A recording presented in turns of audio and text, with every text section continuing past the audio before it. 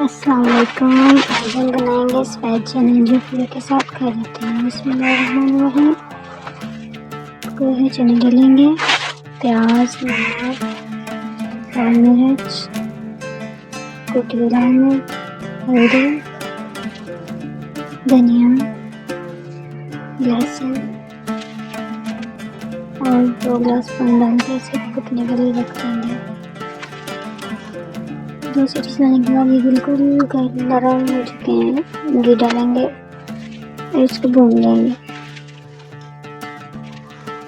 جب چنے گھی چھوڑ دیں اچھی طرح بھوننے کے بعد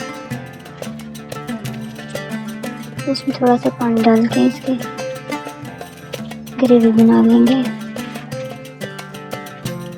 اسے پکنے کے لیے رکھ دیں گے. چنے پک کر تیار ہیں. پوری کے ساتھ، نان کے ساتھ، روٹی کے ساتھ، کسی کے ساتھ بھی کھا سکتے ہیں. جیسا کہ